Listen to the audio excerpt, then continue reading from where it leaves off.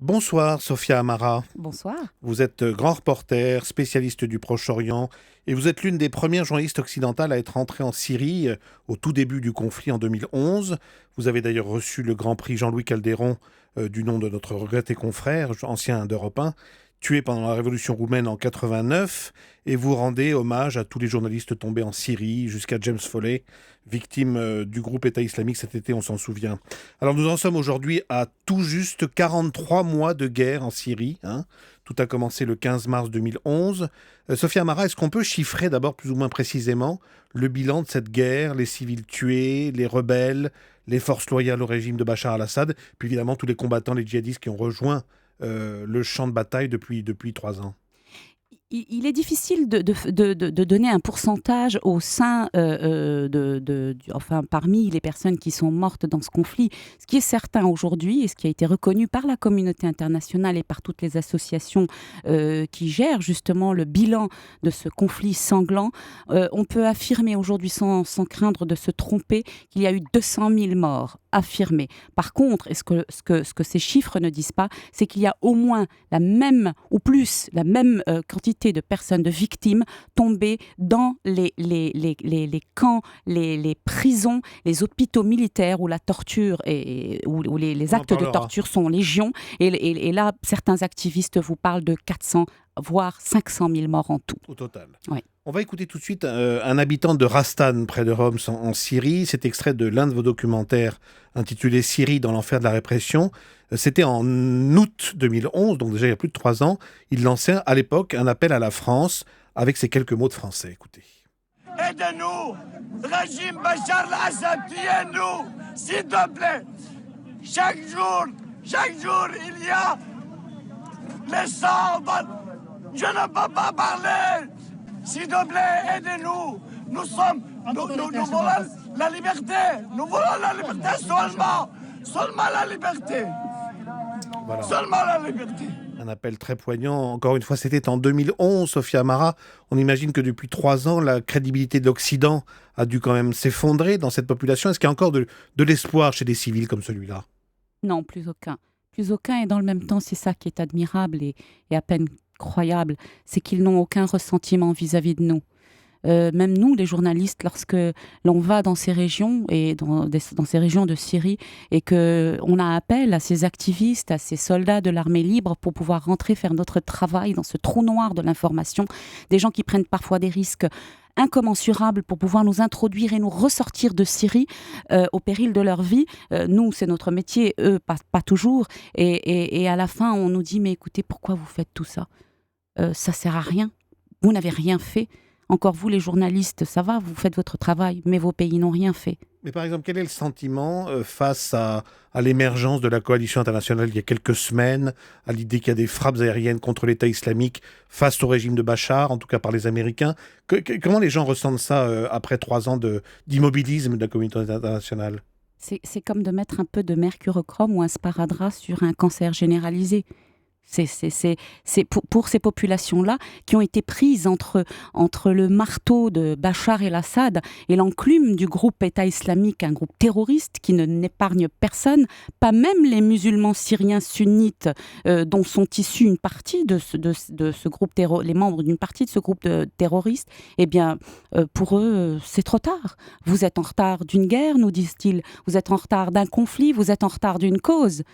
Bachar continue de tuer et en plus il est renforcé par la présence de ces terroristes qui ont frappé la crédibilité de ces activistes, de ces laïcs, toute cette société, cette communauté qui condamne les actes barbares de ces djihadistes et qui en même temps subissent à la fois le joug du régime de Bachar el-Assad et les crimes de guerre de l'État islamique. Dans votre livre intitulé Infiltré dans l'enfer syrien, vous décrivez très bien, très précisément la transformation de ce printemps de Damas du départ en un conflit, on peut dire, confessionnel, hein, sunnite contre alaouite et chiite. Et finalement, c'est ce que Bachar al-Assad recherchait depuis le début.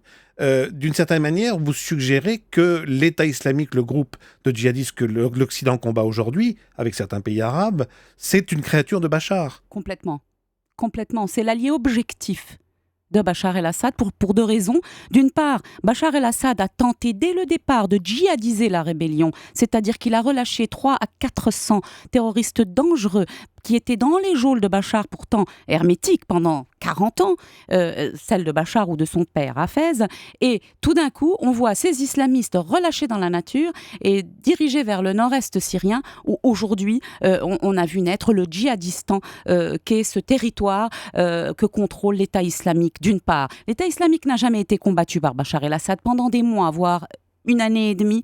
Le régime de Bachar el-Assad a continué à larguer ses barils de poudre sur les populations civiles sans jamais s'en prendre à l'État islamique qui a grandi sans être inquiété ni par l'Occident, qui n'a pas frappé la Syrie au moment où le gouvernement s'était rendu responsable d'attaques chimiques, un crime de guerre là encore, et ni même par Bachar el-Assad qui a tué des civils sans jamais s'en prendre aux djihadistes. Vous parlez du djihadistan, on focalise en ce moment sur la ville de Kobané dans le nord de la Syrie où les Kurdes sont très menacés et où on le voit, les Occidentaux ne se décident pas à intervenir, et les Turcs notamment. Où sont-ils en fait tous les djihadistes du groupe État islamique? Ils sont disséminés sur le territoire syrien? Ils sont en mesure de prendre d'autres possessions? Complètement. Ils sont en mesure, d'autant plus que pour eux, Kobané est un verrou, tout un symbole, puisque là encore, ils se rapprochent d'une nouvelle frontière, à savoir la frontière entre la Syrie et la Turquie, sachant qu'ils sont déjà à cheval entre la frontière entre la Syrie et l'Irak, sachant qu'ils sont aux portes du Liban où ils ont déjà assassiné des soldats libanais. Donc un verrou important, raison pour laquelle ils ont fait appel à des troupes de l'État islamique en renfort pour prendre cette ville. Donc le danger est bien réel. Vous parliez tout à l'heure de torture par le régime de Bachar. On en a souvent parlé depuis 3 ans et demi. Vous avez des témoignages précis, notamment concernant les femmes, qui sont les premières victimes de ces tortures? Les femmes, les enfants, les vieillards, les blessés, les malades. Je peux vous citer le cas d'un homme qui a été torturé jusqu'à la folie. J'ai pu entrer dans Bab Amar et rencontrer un homme qui avait été torturé au niveau de ses organes génitaux, qui avait dû subir la vision de sa femme violée par les Shabiha de Bachar el-Assad et qui avait tellement souffert dans sa chair, dans son âme, qu'il était devenu fou. Et j'ai pu voir cet homme encadré entre son père et son fils, 3 générations, avec au milieu cette victime qui ne se souvenait plus de son nom et qui, à chaque fois qu'on essayait de l'approcher, à chaque fois que je levais ma caméra, l'homme hurlait et se cachait derrière son drap. À votre connaissance, ce genre de pratique continue aujourd'hui, à l'heure où on parle? Oh, complètement. Dans plusieurs villes de Syrie? Bien sûr, il y a un rapport qui a été rendu par des juges internationaux et qui ont comparé à une moindre échelle les crimes commis en Syrie à ce qui s'est passé dans une moindre mesure dans les camps d'Auschwitz.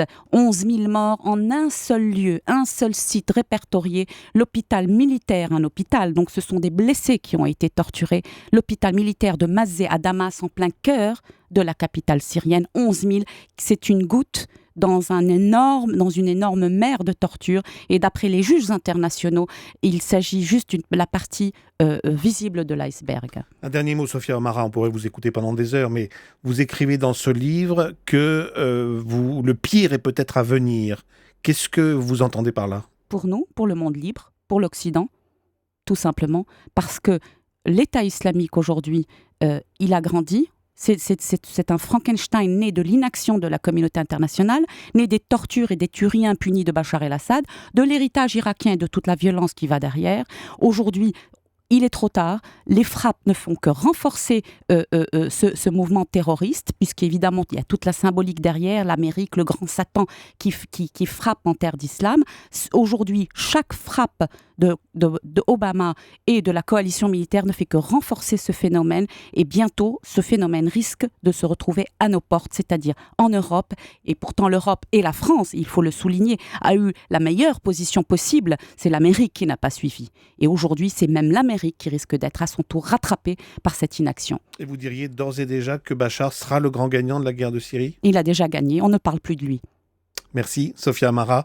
Votre livre Infiltré dans l'enfer syrien du printemps de Damas à l'État islamique est publié chez Stock.